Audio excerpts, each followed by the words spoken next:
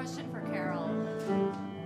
I look forward to them. They were here for the funeral yesterday. Oh, they got put back this morning. Carol put them there, so yeah. Oh, maybe just these chairs.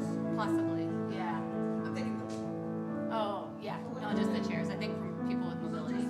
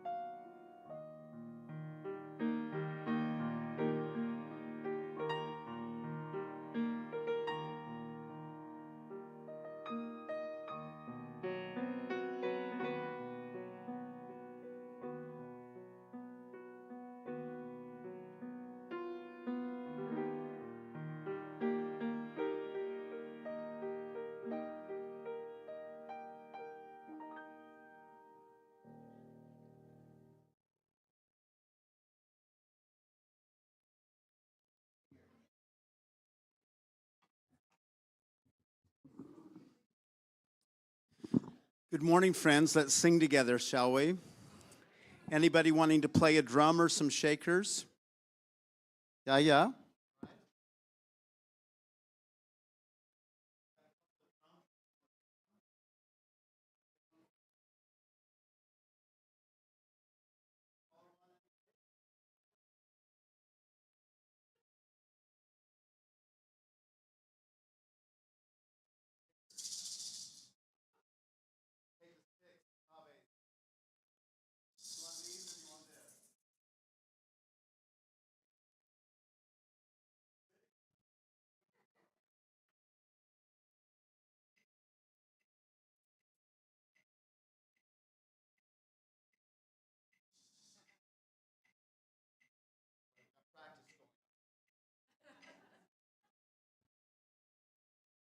All right, we're going to sing out of the Teal hymn book, hymn number 1000. Morning has come.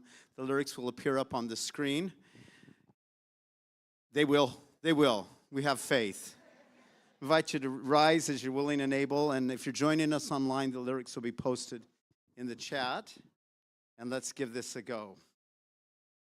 Cha-da-da, cha-da-da, cha-da-da, cha-da-da, ta-da, cha-da-da, cha-da-da, cha-da-da, cha-da-da, cha-da.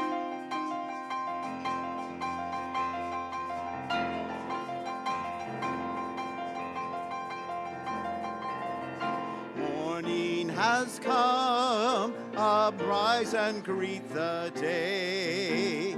Dance with joy and sing a song of gladness. The light of hope here shines upon each face. May it bring faith to guide our journey.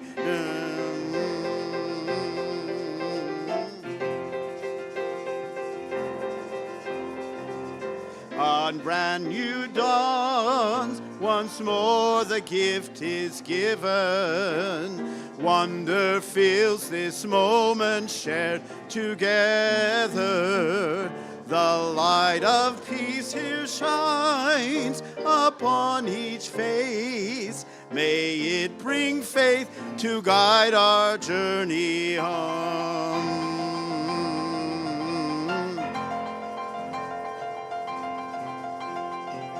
Open your eyes to see that life abounds. Open hearts to welcome it among us. The light of love here shines upon each face. May it bring faith to bring our journey on.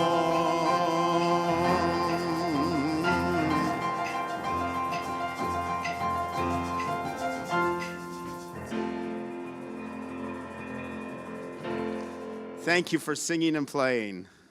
You can just leave your instruments by your side. We might use them later, huh? Good morning and welcome to the Oli UU congregation. Our community envisions an interconnected world that is loving, just, and healthy. We commit to live out our mission to welcome and wonder, embrace and empower, bridge and become. Thank you for joining us today. You are welcome here just as you are, whatever beliefs sustain you, whomever you love, however you understand and express your identity, and in all the ways you are still becoming the person you will be. My name is Liz Clement. I use she and they pronouns. I'm a white woman with brown hair, wearing mostly black and a cream-colored sweater with pink flowers on it today. I'm a member of our worship arts team. Leading worship with me today is our wonderful Troy Fisher, our music director, and Reverend Sara Lewis, the director of community and faith development here at OUUC. Here's a few things to know about our service today. We're streaming live on Zoom and YouTube, and the service is being recorded. For those here in the sanctuary, you can see the sometimes creative subtitles on the screen over here in front, and you can see them on Zoom as well if you're online. Over here, we have soft chairs of different sizes and activities for your hands so everyone can be comfortable during the service. We're a multi-generational community, and we value our young ones. Kids, babies, and teens are welcome in the sanctuary. There's also nursery care and a story time program for children in the classroom wing during the service. And youth in middle and high school will have youth group today at 11:30 in the youth room. We're grateful for the many hands that helped make worship happen this morning. Thank you to all who contribute in so many ways. After the service, everyone will have the chance to discuss reflection questions offered by Reverend Sara. For those online, we invite you to go into a breakout room for a virtual coffee chat to check in with each other and see how we're all doing. And for those in person, please feel free to stay for coffee and fellowship in the Commons. At 11:30, after the coffee chat, please return to the main room or to the sanctuary here for a very exciting and fun volunteer appreciation game show with Reverend Sara. That's right. Come to play or just to cheer others on. There will be door prizes. Also at 11:30, young adults roughly ages 18 to 40, and it's okay if you're a little on the upper end of the edge of that one like I am, are invited to the monthly young adults lunch served in one of the classrooms in the back wing, hosted by Keto Bay. Reverend Mary's sabbatical begins in just under 1 month now, and the sabbatical committee would like to share that they will be collecting cards for Reverend Mary over the next 4 weeks. These cards will be part of our send-off ritual to be held during the worship service on June 16th. Please look for the colorful box and blank cards in the Commons. You'll find them towards the back of the Commons by the big window there. Or you can feel free to bring a card of your own choosing to add to our collection. If you prefer to mail your card, please be sure to write "Attention Sabbatical Send-Off" on the address field on the outside of the envelope to help your card land where it needs to. And if you have any questions, feel free to ask a sabbatical committee member who will be present in the Commons near the cards after the service today. They'll be wearing a teal SABCOM badge. That's how you'll know who they are. Or you can find more information in today's order of service and online at ouuc.org. There are many things happening at OUUC, as there always are. Check out the Tuesday electronic update or the website for the most up-to-date information. Now, let us open our hearts and our minds as we prepare for worship. It is good to be together. This morning, we join Unitarian Universalist congregations around the world in lighting a chalice, the symbol of our faith tradition. If you are online and have a chalice or candle with you, please join us as we light our chalices together with the words of Reverend Sherry Woodbury. Spark of the Spirit, cupped in earth's embrace, light of love alive in all creation. As we kindle this flame, we rekindle our connection to the sacred web of life.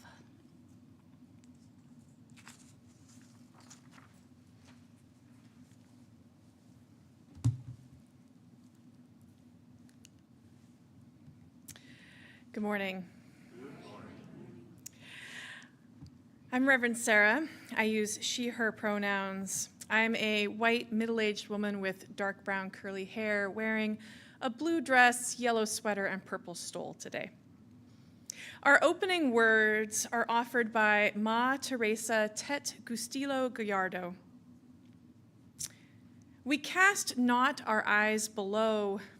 We say to ourselves, we are how we came, wounded from struggles, triumphant in our survival, entitled by birthright to belong to this, the only humankind there is, saying, I am included, I belong, I am here, and I will be and do. I will breathe joy into desolation, I will breathe peace into conflict.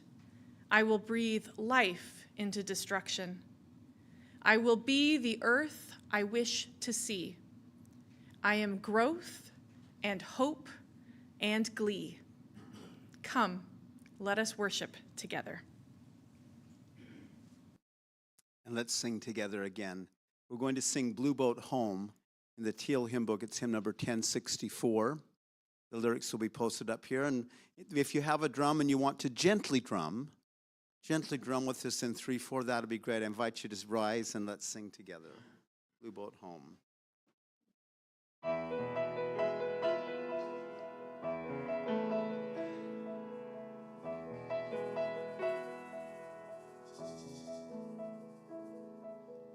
Though below me I feel no motion, standing on these mountains and plains, far away from the rolling ocean, still my dry land hearts can say, I've been sailing all my lifetime, never harbor or port have I known.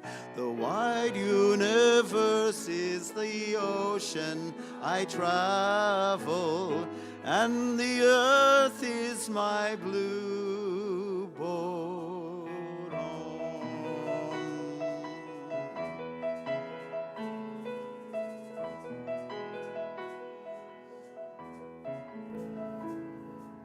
Sun, my soul, and moon, my rudder, as I ply the starry sea, leaning over the edge in wonder, casting questions into the deep, drifting here with my ship's companions, all we kindred pilgrim souls, making our way by the light of the heaven in our beautiful blue boat home.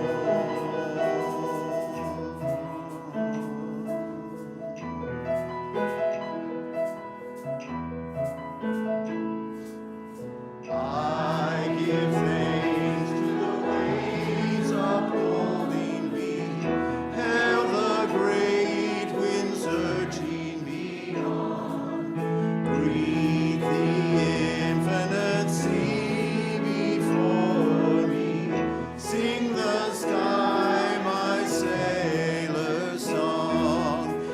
I was born upon the fathoms, never harbor or port have I known. The wide universe is the ocean I travel, and the earth is my blue boat home.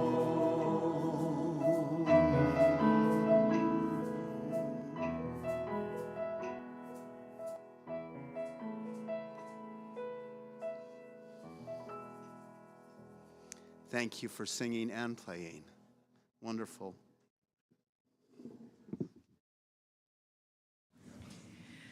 So, long, long ago, on this blue planet of ours, something miraculous happened. Life. The first life appeared in the water as simple single-celled organisms. Life thrived, although there were challenges.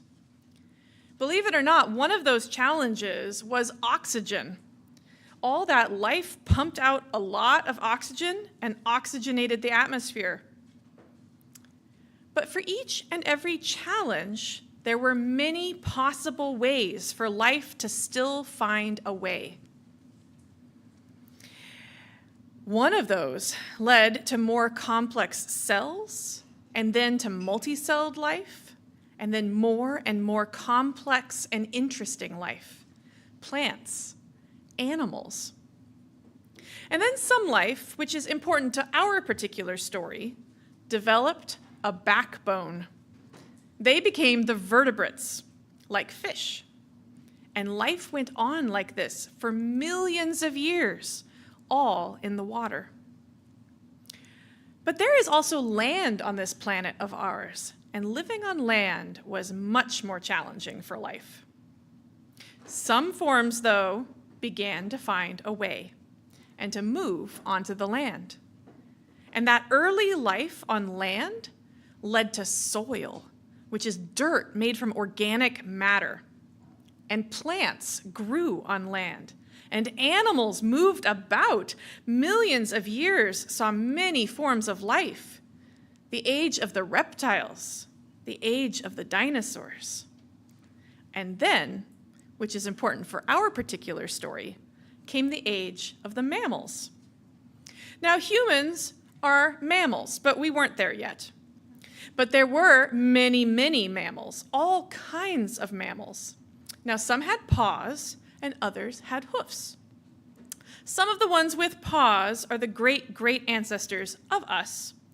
And some of the ones with hoofs did something very interesting. They moved back into the water. Now, these mammals were just like us in that they have to breathe air, to breathe oxygen. They cannot breathe in the water like fish. They don't have gills. But still, these animals went back to live full or most of the time in water, where they couldn't breathe. There were 3 groups of these animals. One of the groups went on to become our cousins, the seals, walruses, and sea lions. Another group went on to become our cousins, the whales and the porpoises. And I did that out of order, so the slides may have been in the wrong order. Oh, you caught your tech team, yay. A third group became our cousins, the manatees and the dugongs. And in all of these millions of years, life has done so many amazing things. But mammals that swim as well as fish but still breathe air, this is one of those really amazing examples of life. All the wondrous, wondrous miracle of life on this blue planet. Thus ends our story.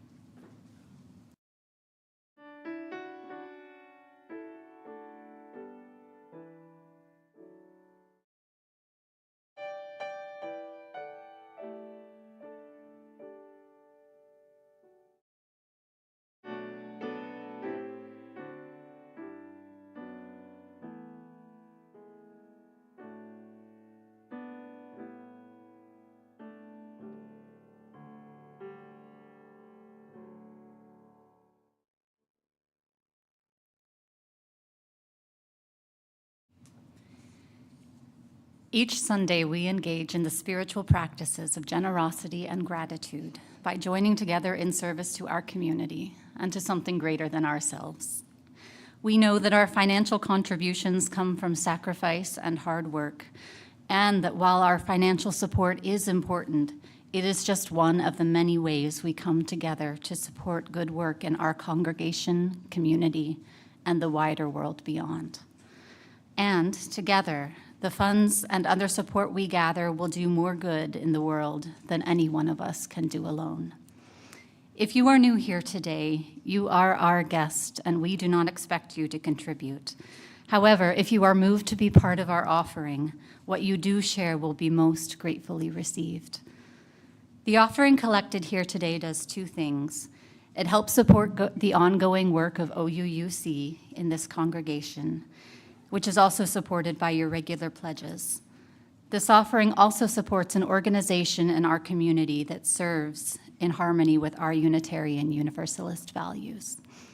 Our Share the Plate organization for May and June this spring is the Crisis Clinic of Thurston and Mason counties. Providing 24/7 continuous support for the last 50 years, the Crisis Clinic of Thurston and Mason counties is committed to building a community that is better prepared to understand and respond compassionately to people in crisis.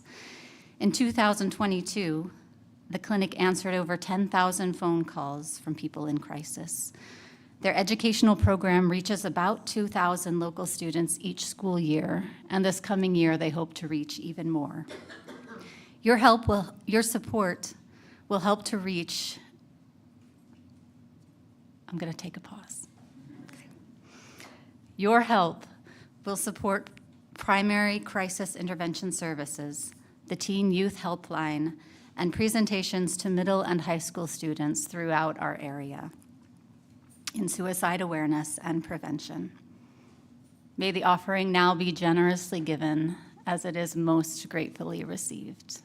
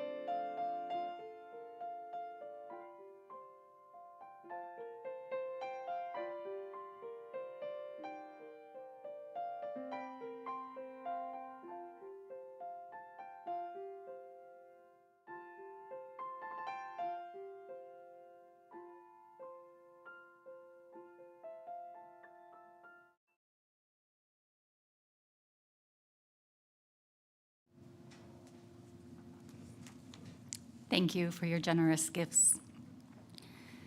We came together this morning bringing all that is in our lives. Let's open our heart to the complexity of life as we place stones in the water of community. You will hear a drumbeat as we share today. It brings into our awareness that our individual hearts beat, and together we create the heartbeat of our community. Right now, I invite you to take a breath.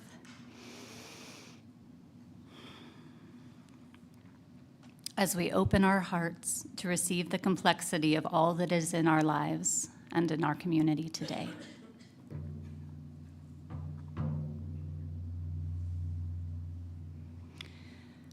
Reverend Mary shares that she is delighted to travel to South Carolina this week to attend her niece's high school graduation. Reverend Mary and her husband John also celebrate their 40th anniversary this week. We send our congratulations to Reverend Mary, her husband, and her niece, with wishes for safe travel and a happy return. For those online, I invite you to share from your heart by entering into the chat. Those in the sanctuary here can see your sharing on the screen. For those in person, I invite you to come forward and place a stone into the water if there's something you'd like to share with this community. You can place a stone into the water as you hold your sharing in your heart. Please come up through the side aisle, and you can return to your seat by the center aisle. Let us hear the heartbeat from our community and reach our hearts out in love and care to all those who share.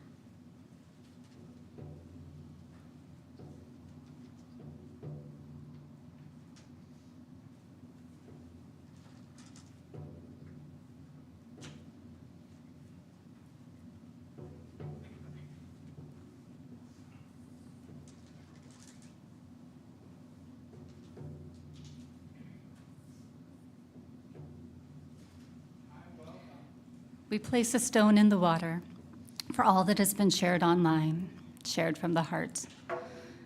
And we place one more stone in the water for all that we hold in our hearts and that remains unspoken.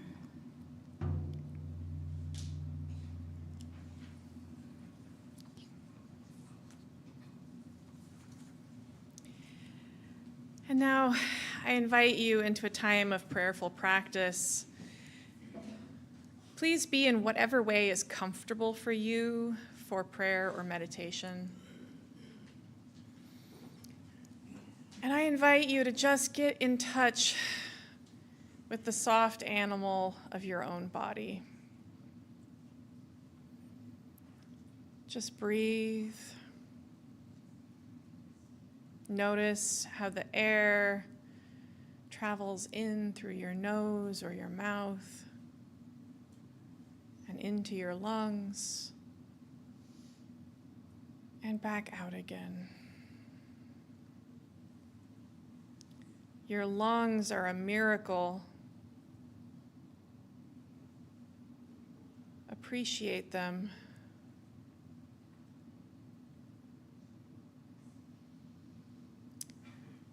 Notice your heart beating. If you like, put your hand to your chest so you can feel it or find your pulse.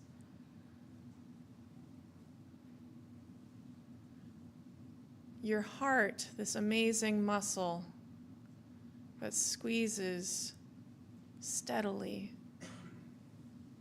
Your heart is a miracle. Appreciate it.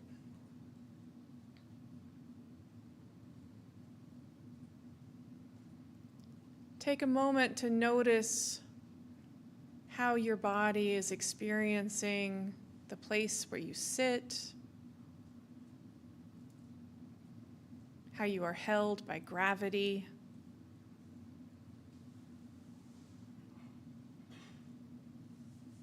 Your body is a miracle. It may not be perfect, but it is a miracle. Appreciate it. And let's take a few minutes of silence to breathe and to be our own miraculous selves.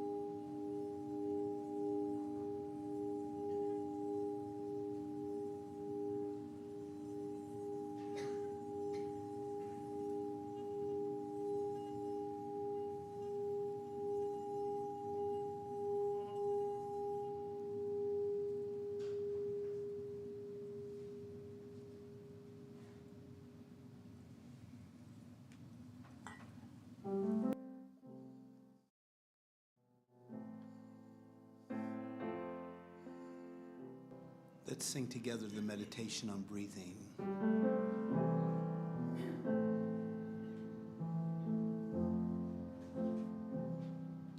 When I breathe in, I breathe in peace. When I breathe out, I breathe out love. And when I breathe in, I breathe in peace. When I breathe out, I breathe out love. You keep doing that.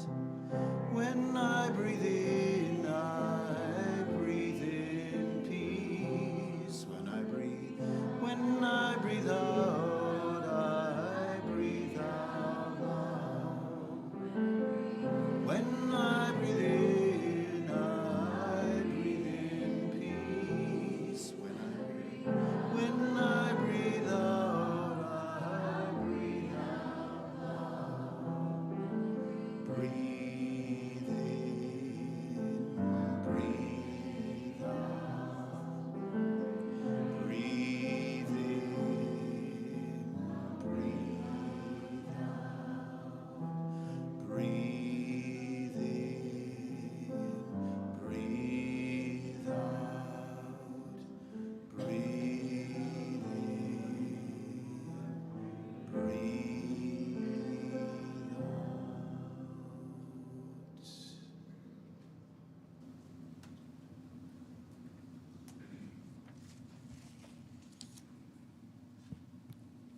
Remember what your heart felt like just a moment ago. All of today's readings today come from the book Undrowned, Black Feminist Lessons from Marine Mammals by Alexis Pauline Gumbs. Before she goes underwater, the harbor seal will slow her heart.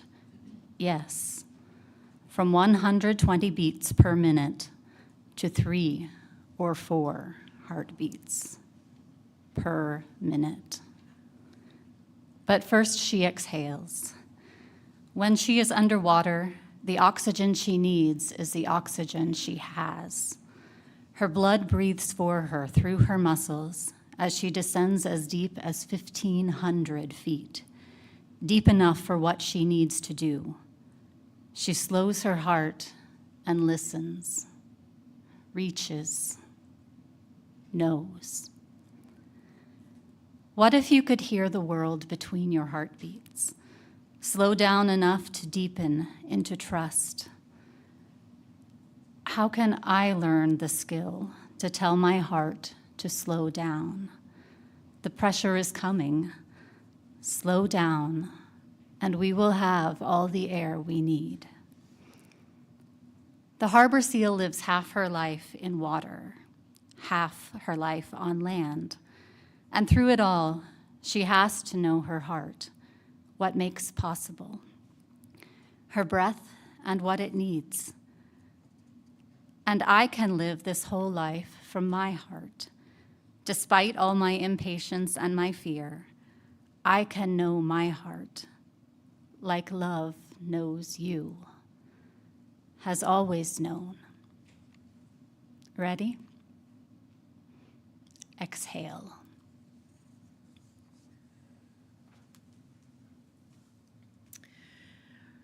All of our readings today are from this little book called Undrowned, Black Feminist Wisdom from Marine Mammals. It's a strange and genre-defying little book, written like poetry, like love letters to non-human life, and also full of wisdom and social critique. The author frames the work as meditations, and there are 19 meditations in all. Far too many for me to go through today. So if you want more of this work, please do go seek out the book for yourself. I also want to give you all a bit of content warning. We are talking about hard things today, and the metaphor of drowning is used in this work. I'll also be sharing about panic attacks and times when it is hard to breathe. We mammals need to breathe. I invite you to do that right now.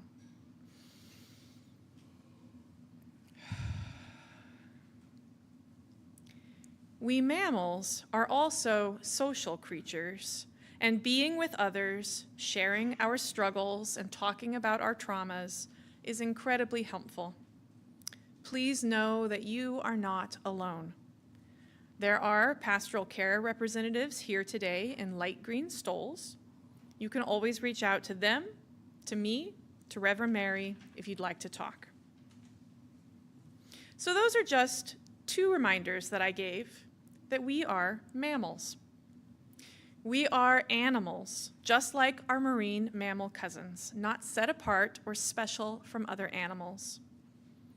And like all of our living relatives, we live in a world that is not entirely safe for us, and with the reality that everything that lives will someday die. And yet, despite the dangers and reality of mortality, life has not only survived, but often thrived.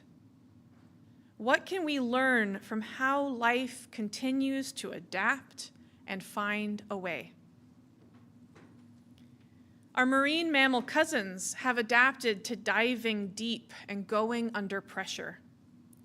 We, human mammals, are also being subjected to great pressures. There are personal and unique pressures pressing down on some of us, perhaps an illness, an interpersonal conflict, our own existential crisis. And there are some big pressures that touch many of us. War, oppression, late-stage capitalism, the rise of fascism, climate change. I hear from people that this can all feel crushing. And I feel it too, the weight of pressure. So here is one of the lessons from our cousins. Slow down. Don't rush and push harder through pressure. Slow. Let your heart slow. Move at the speed of your heart. Move at the speed of love. Move at the speed of trust. This may feel frustratingly slow. Okay. But look to nature. If speed was always better, all life would be fast. How much of life instead moves slowly? Let's practice that for a moment. I invite you to put your hand on your heart again. Feel your heart rate. Breathe and give yourself permission to slow down.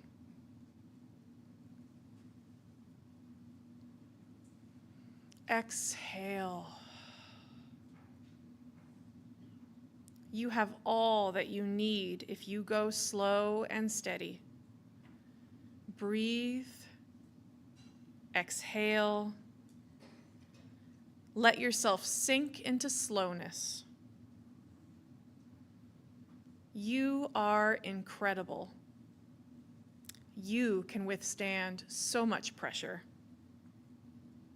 You are life surviving.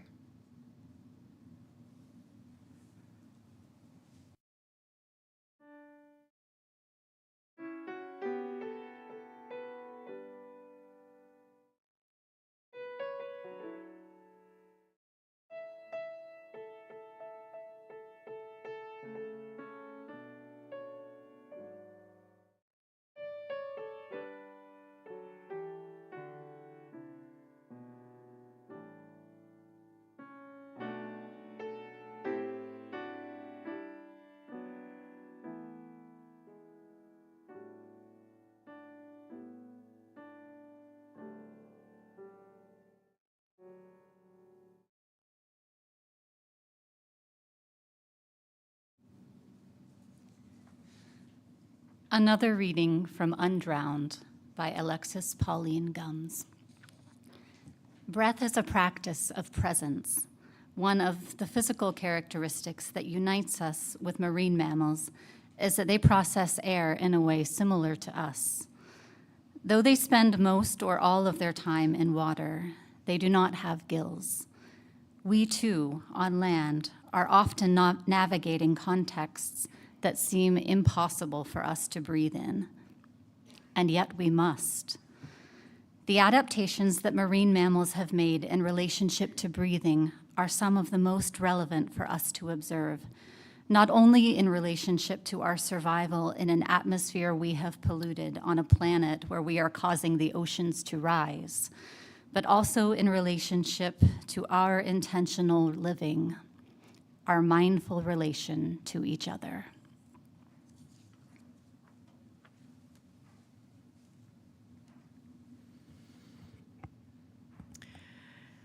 So it is amazing to me that animals like you and I, animals that need to breathe air and do not possess gills, would go back to living in water where they cannot breathe. Perhaps it's especially amazing to me because I am so not a creature of water. I've always had a fear of drowning, and I've had several incidents that were either that I panicked first and then started to have trouble in the water, or I started to have trouble in the water first and then started to panic. It doesn't really matter. Suffice it to say that I am not a strong swimmer, and I avoid getting in the water. So how could I possibly understand a relative of any species that chooses water as its primary medium? Except that I do understand, because we animals make choices that aren't always comfortable or easy. We swim, or we run, or we climb mountains. We huff and puff up the hill for no good reason, other than there might be a view up there. Engaging with hard things is not only part of surviving in this life, it is often part of thriving. We do these things for fun? Why? All I can tell you is that there have been times when I have been exhausted and miserable and also felt incredibly, deliciously, amazingly alive with an uppercase A. So yes, sometimes we go places that are hard to breathe, sometimes on purpose, sometimes not. Sometimes we will say that that was fun, and sometimes it will be one of the worst experiences of our lives. And at those times, the breath is the most important thing. It is a practice of being present, of being alive, to breathe. Breath is important to me for a specific reason, too. I have an anxiety disorder, and at times I experience incredibly distressing panic attacks, the kind that send you to the hospital to make sure that you aren't dying. A panic attack, whatever you may have heard, is not all in your head. It is, in fact, very much in your body, and your head has lost its role as the boss. I recently found a poem by slam poet Patrick Roche titled "Instructions on Having the Perfect Panic Attack." It's a powerful poem, so much so that when I first read it, it actually triggered some panic attack symptoms for me. So if you are resourced and you are curious, you can find the poem on YouTube, performed by the poet on Button Poetry. But I don't necessarily recommend it for everyone. But there is a line in the poem that I think is especially relevant to what I'm saying about the breath, because he says, "Your breathing is the only part of this process you can control." And that line both comforted me and made me a bit mad. So we know that breathing is a powerful tool. Pregnant people preparing to give birth may take Lamaze classes, which are really just about learning breathing techniques. Anyone who has experienced another extreme pain, maybe passing a kidney stone, may have found themselves relying on breath as pain management. We know we should breathe. So if you see someone in distress or difficulty, you may feel tempted to tell them, "Just breathe." I'm going to tell you all, though, that I have never found someone coming at me and telling me to breathe to be helpful. It has never snapped me out of a panic attack. It's never helped when I was in pain, especially if they were all amped up and stern and yelling. I can only imagine how unhelpful this would be to someone with a breathing disorder like asthma also. So what is more helpful? What has always been more helpful for me is for someone to sit with me and for them to just breathe. This is a process known as co-regulation. When one person regulates themselves, it helps others around them also become regulated. We animals mirror the nervous system state of those close to us. Does this work at a larger scale? How would the present and regulated breathing of a whole community help others become present and regulated? Can the present and regulated breathing of one species help another species? If we were all to breathe and settle our nervous systems, would our society become more settled? Our world? Let's try this for a minute. Let's each just breathe. Breathe and be. Be present.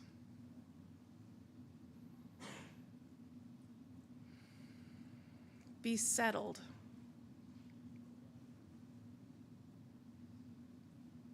And when you find that place of breathing and self-regulation, just send your wishes for well-being and for all of that out to one another. May all be settled. Send that out to the whole world. May all be self-regulated and settled and breathe. May all be well. May all breathe.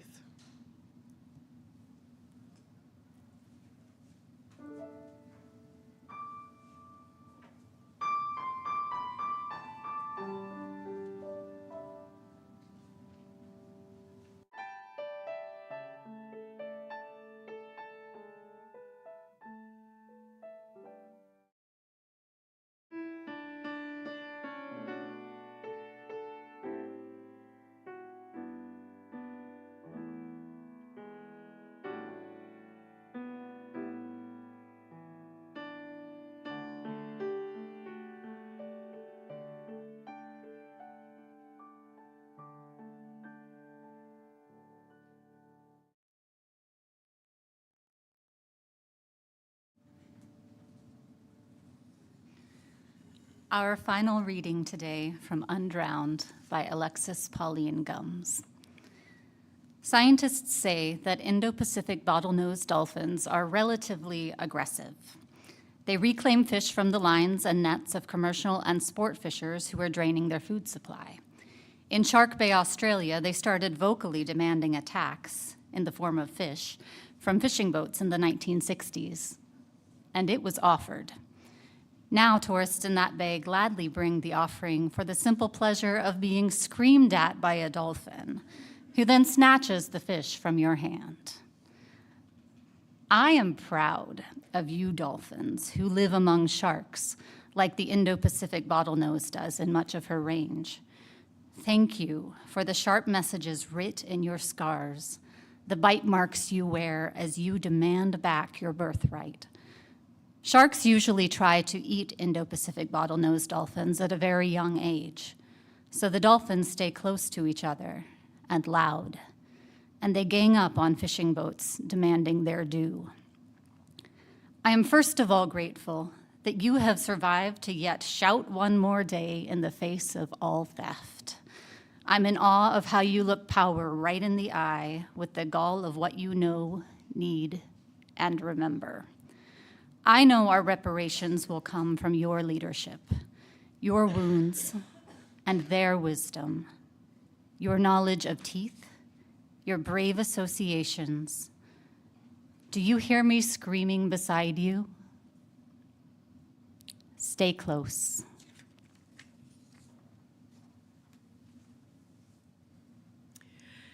So our marine mammal cousins are not just peaceful, slow, zen-like creatures.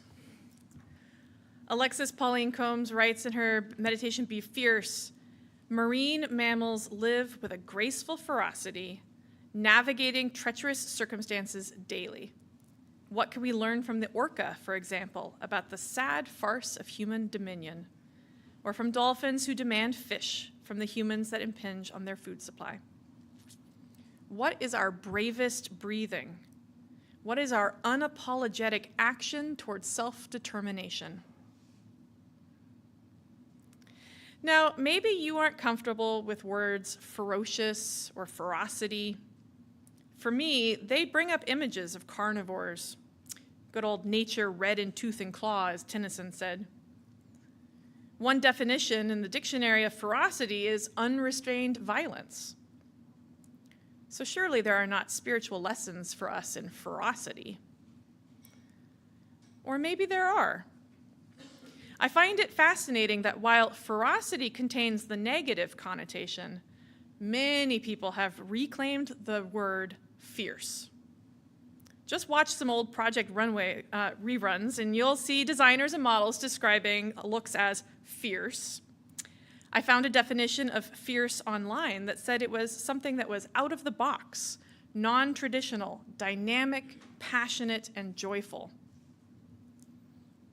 So one way to be fierce is to be true to yourself. to be your own quirky, non-traditional, passionate, joyful self. Fierce fashion, fierce attitude, fierce selfhood. It's an expression of self that is unapologetic and self-determined. For me, raised to be a good girl, and thus to always apologize for myself and whatever space and impact I took up in the world, this is a radical and empowering lesson. Sometimes being fierce is just declaring that you will not be erased, that the space and time you take up in the world is yours to be within. And being fierce is not always just an individualistic lesson. As our reading noted, dolphins learn to stick close to one another to defend each other from sharks. Our resistance, our defenses, our voices crying out for justice are all stronger when they are communal. My liberation is bound to your liberation and yours to mine. Together, let us cry out fiercely for liberation, justice, and well-being for all. Our marine mammal cousins show us examples of fierce love. They work together to free their captives. They scream for fish. They even attack and sink yachts. Now, we humans here may not all be ready to go out and sink a yacht. But what does our courageous and fierce heart call us to do? There are many ways to show up with fierce love and fierce justice. Pause for a moment now and just check in with your heart. Where do you feel drawn to be fierce? How can you be unapologetically yourself, fiercely communal with others, and fiercely liberatory in the face of the wrongs that you find in this world?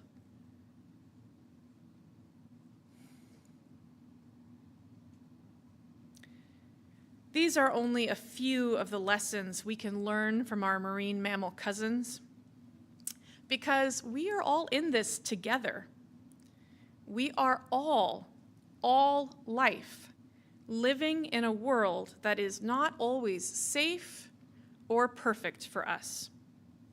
There are going to be challenges, there will be pressures, and we will all ultimately stop living. But life itself goes on. What can we learn from that about surviving? What can we learn about thriving? Let's be in silence for a few moments together.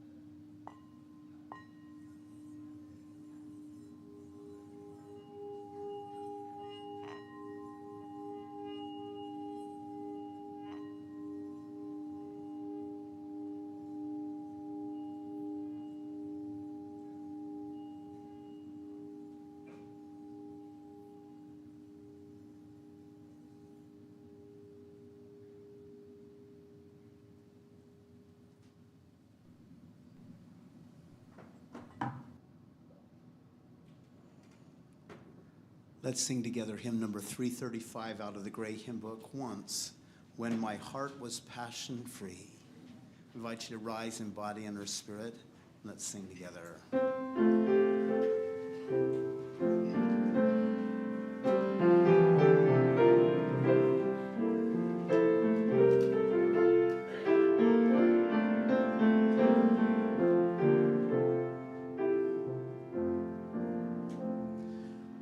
Once when my heart was passion free, to learn of things divine,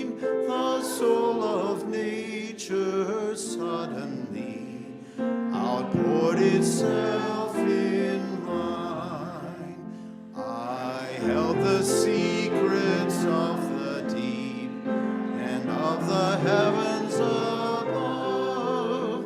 I knew the harmonies of sleep, the mysteries of love, and for a moment's interval, the earth, the sky, the sea, my soul encompassed each and all as they encompass me.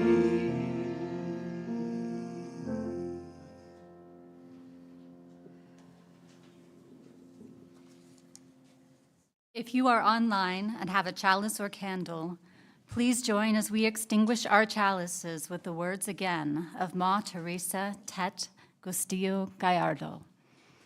We cast not our eyes below.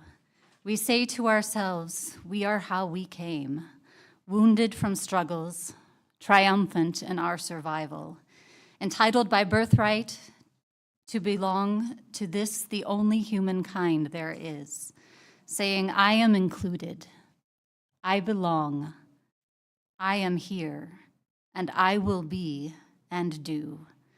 I will breathe joy into desolation. I will breathe peace into conflict. I will bring life into destruction. I will be the earth I wish to see. I am growth and hope and glee. Go in peace. Go in joy. Go in love.